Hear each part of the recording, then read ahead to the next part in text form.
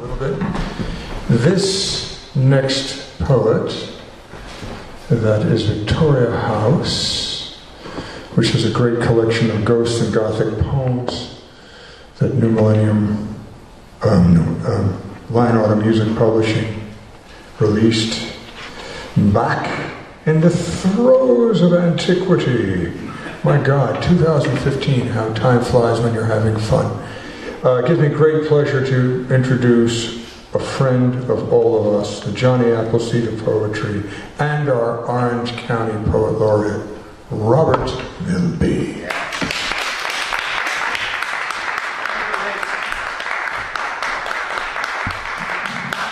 So you probably realize that the announcements are not filmed.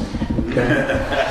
Now that you've said that for all antiquity. Yeah, I know. You could edit that if you want.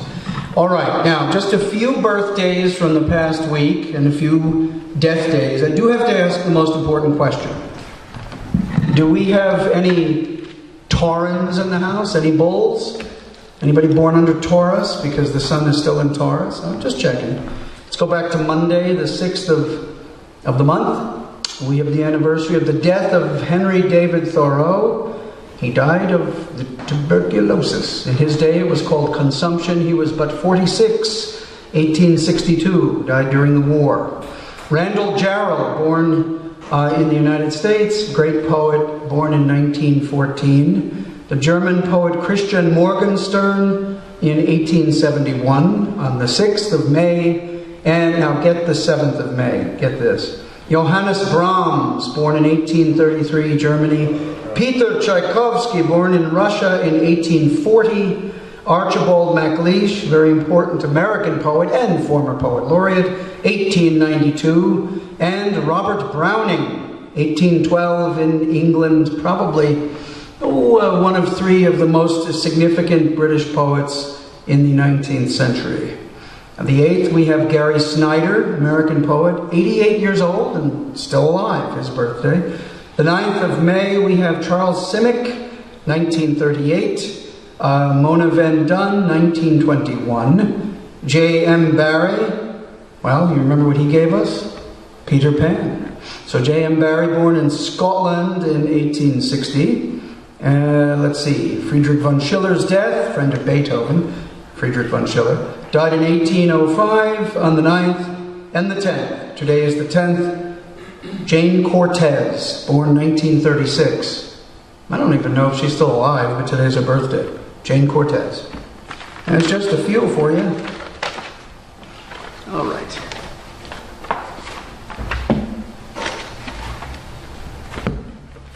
Here is one by Robert Browning. Don't worry, it's not 30 pages long, as many of his poems were and his contemporaries. Home Thoughts from Abroad. 1. Oh, to be in England now that April's there, and whoever wakes in England sees some morning unaware that the lowest boughs and the brushwood sheaf round the elm tree bole are in tiny leaf, while the chaffinch sings on the orchard bough, in England now, too. And after April, when May follows, and the whitethroat builds, and all the swallows, hark, where my blossomed pear tree in the hedge leans to the field and scatters on the clover, blossoms and dewdrops at the bent spray's edge. That's the wise thrush. He sings each song twice over, lest you should think he never could recapture the first fine careless rapture. And though the fields look rough with hoary dew, all will be gay when the noontide wakes anew. The buttercups, the little children's dower, far brighter than this gaudy melon flower. Robert Browning.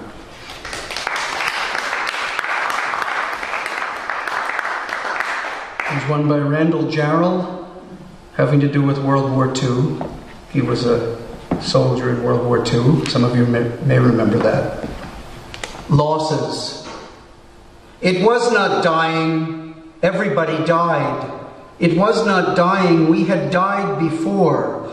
In the routine crashes, and our fields called up the papers. rode home to our folks, and the rates rose, all because of us. We died on the wrong page of the almanac, scattered on mountains 50 miles away, diving on haystacks, fighting with a friend. We blazed up on the lines we never saw.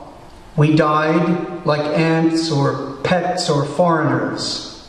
When we left high school, nothing else had died for us to figure we had died like. In our new planes with our new crews, we bombed the ranges by the desert or the shore, fired at towed targets, waited for our scores, and turned into replacements and woke up one morning over England operational. It wasn't different, but if we died, it was not an accident, but a mistake, but an easy one for anyone to make. We read our mail and counted up our missions, and bombers named for girls, we burned the cities we had learned about in school, till our lives wore out. Our bodies lay among the people we killed and never saw. When we lasted long enough, they gave us medals. When we died, they said our casualties were low.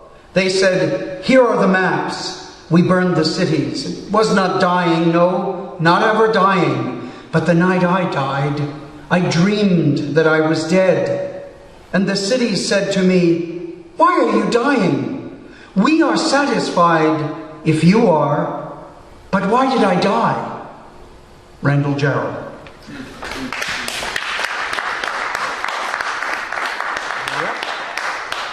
All right, just a few of my own.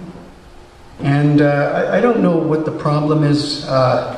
People are having trouble calling each other poet or painter or writer. I'm hearing a word everywhere I go, people calling each other creatives. Creatives. Don't start with a new litany of pronouns. Please. Well, I call everybody Cupcake. he's a biker. So the creatives, it started to bother me, and this is Creatives' Lament. Creatives can serve art, but are not sacred, not icons of human ingenuity nor perfection. They house tears within, can starve like rats, trapped in a garret or alone on a wharf. For everyone can create art, become mired, eternal tar of self-doubt. Creatives do not hold the heavens aloft, nor hold the master deed to harvesting sunlight. Each human creates art, curates breadth of ideas to lease or leave as a legacy. Even the mantle of creatives cannot shield them from the reaper's cloak.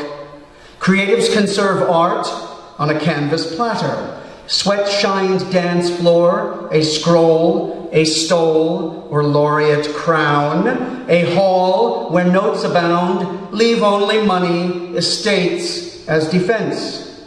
Real poets can create in Aurora's shelter, on damp park benches, no keyless entry to a tenure track, with future invites to the contract zoo, penguin, gray wolf, bantam, boa, boxes at library sales, where urchins can hide, while creatives stare at phones, elect board members to build their not-for-profit paradise.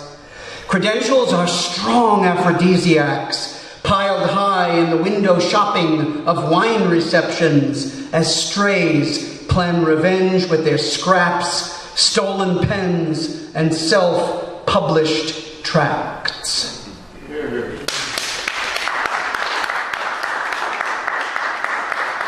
Yeah, some people hate me for that kind of stuff, but take a number and get in line. All right, I'll do just two more. This is another fairly recent one, and this one, I use the word naping. Now, of course, this goes back 50 years, the phrase naping.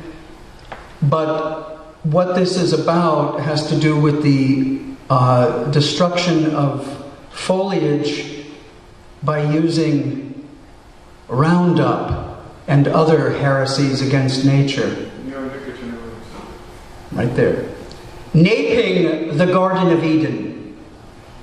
Chester's DPW tosses poison on county roads, killing teasel and knotweed, clover and dandelion, burning soft leaves in Great War gas attacks, as if their great-grandfathers did not suffer enough. You are worried about GMO pathogens and chemtrails when DPW soldiers are naping the Garden of Eden? If they are worried about global warming, why burn oxygen-giving plants? A mission accomplice clear-cutting the consciousness of citizens, unaware that crops of nutrition are being destroyed. Even a farmer's market may not be safe. Who'd care if the roadside plants near the organic fields were denuded? 2, defend, plead, all for ego and paycheck holy days. The workers will say weeds, then spray vile liquids, shake the caustic powders, spots on boots and trousers, lit cigarettes hanging from lips, checking cell phones without checking for ticks, naping the Garden of Eden.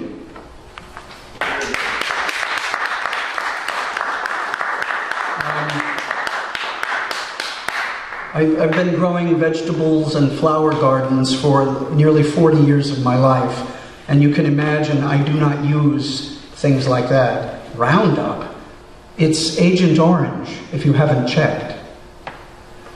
All right, this is, people are asking me, if the world ends, what are you going to do? Well, you have to prepare, the world's never going to end. You have to prepare yourself to drop out. I don't tune in, I just drop out. So that's what this is about. First, the mind walks.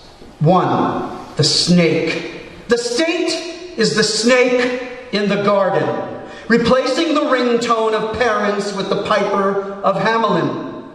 No wandering nor bikes, but controlled sports and corralled sorts of minds uploaded to a Chromebook, where Winston's herded foster children struggle in electronic drift nets and take cues from a television. 2, agenda numbered. Even the whales are washed up. Their pods are sound washed upon a shore. Dews on the grass are burning vast acres for a fast track future in a new company store. Professor Marvel's slip is showing. The masses given stipends of their own earnings to ensure the drugs are still working. Mendacity is an omnipotent god. Ferocity is urban fire. In these times, no baptism, but a funeral pyre. 3, there is no frigate like dropping out. First, the mind walks off a psychic plank, then out to a heath beyond the river and their bank.